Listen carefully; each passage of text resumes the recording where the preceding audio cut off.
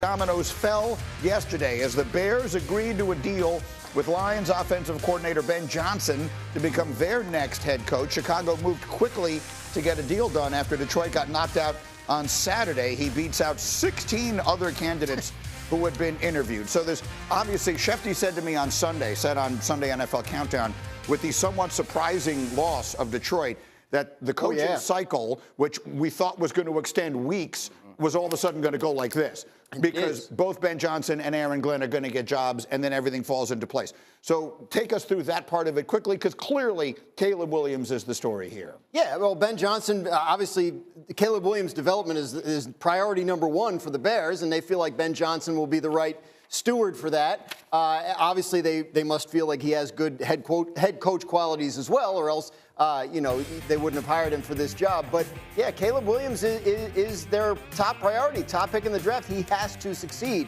They feel like Ben Johnson is a guy who is creative and innovative and will build an offense around Caleb's strengths while at the same time working to iron out whatever weaknesses there are. So it doesn't hurt that they take him away from a division rival that's won the division the last couple of years. And as you mentioned, that Lions coaching staff could get thin. Aaron Glenn's talking to the Jets today, their defensive coordinator, and there are some assistants that are out interviewing for other jobs as well. So that's the price of success for Detroit. Chicago's hoping to benefit from it. So I can tell you this, even with Ohio State winning the national championship last night, that cheer you heard emanating from the Midwest was from Chicago. Yeah. Every Bears fan I know was praying they would get this guy because they think he's the guy to turn Caleb Williams into what he can potentially be as they watch the guy who got drafted after him having one of the greatest seasons that we've ever seen in the history of the sport. I'm turning to my quarterback. Is this the right hire to make Caleb Williams a star? It's the worthy dice roll. That's what hiring a head coach is. It's a dice roll, and this is the one that you can justify as being worthy. He's got to go be Caleb Williams, Sean McVay. Sean McVay and what he did to Jared Goff. Jared was this talented guy that really struggled his rookie season. Sean McVay comes in and he takes over, and Jared Goff's career ascends. I think that the two things are, number one, play action pass. That's the genesis, the foundation, the backbone of what Ben Johnson loves to do. And this is something that Caleb Williams struggled with last year. One, throwing the football, and then two, sacks within it. And I'm not saying that they were the same offense, when it comes to play design and execution-wise, but I do think the most important part is Caleb getting to play on time with his feet and Caleb not holding on to the football for too long. That's the main difference to where, now Jared's a veteran, Jared Goff's performance in this offense and where Caleb has to get to. If he does that, the young man is remarkably talented. Easier said than done, but absolutely possible. Yeah, I could not agree more. Like it is a gamble, but this is the only hire the Bears had. Like this was the name that was going to settle their fan base down, right? They've tried this with two different quarterbacks. It's been a train wreck. They're going to do whatever they can to surround this quarterback with the best, quote, offensive mind in the game, and that was Ben Johnson for this hiring cycle. So it is what it is. But to Dan's point, when you think about Caleb Williams, just to put this into context, it's from him.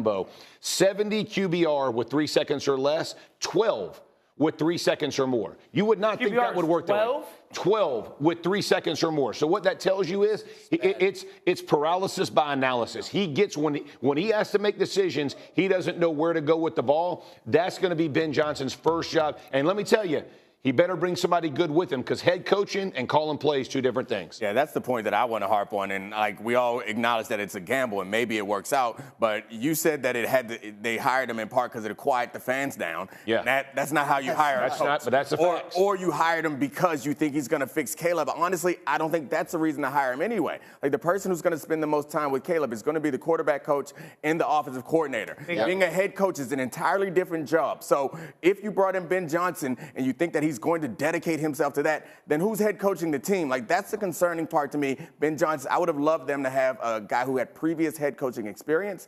Ben Johnson doesn't have that. He's been a coordinator for a short period of time with the Lions. We'll find out. One who lives for the running game more than you do. Yes. Can the Eagles and Saquon Barkley ground and pound their way to a championship with the passing game looking the way it looks right now? Absolutely. Absolutely they can. This is who they are. They haven't changed. We talk about all the time. We just talked about Notre Dame. This is who they are. This is what they run. This is what Kellen Moore and the Eagles want. They put the ball in Saquon Barkley's hand, who, by the way, has unexpected explosive play. They're not. So whether you're throwing it or running it, that's what differentiates offensive production. And they continue to do it with Saquon Barkley. Everybody's like, well, what if they shut the run game down?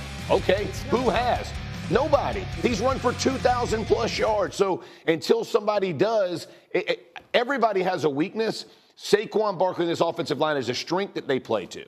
I agree with Jeff, and it's not just because it's not just because of the running game, but it's also because of the defense. And so I agree that if they get in some sort of shootout, then it's going to be tough the way that Jaden's playing, or excuse me, the way that Jalen's playing. But they're not going to get in a shootout. I guess maybe the injury to Quinyon is the cornerback is an issue. Quinyon Mitchell, that's an issue. But this defense has been incredible. They play 1990s football. They run the hell out of the ball. Yep. They play incredible defense, and that works. The problem with arguing that that Jalen's going to hold them back is that I'm looking at the teams that are going to play, and I don't see a team that's going to be able to stop their running attack and force them into a situation where they're going to be relying on without completely compromising their defense. The question is, will it actually matter? Will it get to the point, will it actually matter? Because I don't think it matters versus Washington. I don't. I don't think they're going to be able to stop the run and score enough points versus that defense, to Dom's point.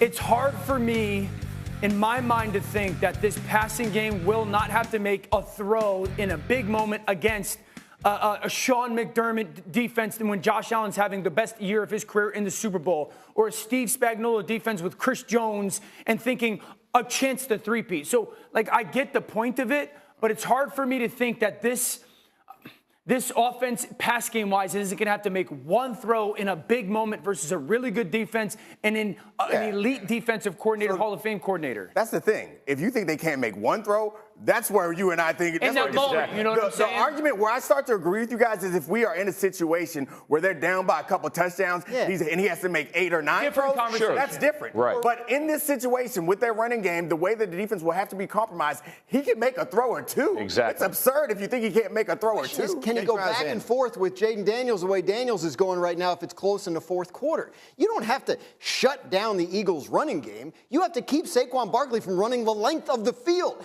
There have been 16 touchdown runs in the NFL this year of 60 or more yards. He's got 4 of them are by Saquon Barkley against the Rams. Yeah. If the Rams could have just tackled him at some point within 30 yards of the line of scrimmage, the Eagles might not even be in this game. So that's the key, is limiting the explosive plays, which you cannot count on being there in the run game. Bro. Again, 6 all year. Yes, you can. Exactly. 6 There all are year, 2 50 or more yards. There are 2 different reasons why something can be happening. You can be running it with Saquon almost exclusively because it's so effective, and that's great. No one would disagree with that. You can also be doing it because you're not confident you can do anything else. That you don't think you're coaching around your quarterback. But they don't care about that. That's a dangerous game to play. And by the way, he's hurt. Yeah, the knee. Right. Jalen hurts. Yeah. Right? He got hurt in the game. Even if he plays, which I think he'll play Sunday, but he might not be 100%. He left the game against Washington in Week 16 with a concussion. Washington hung 34 points on him and won the game. The reason shakier than we think. The reason why we throw the ball is because it gets you explosive plays and it's more efficient. What if you get explosive plays without the risk of an interception or incomplete pass?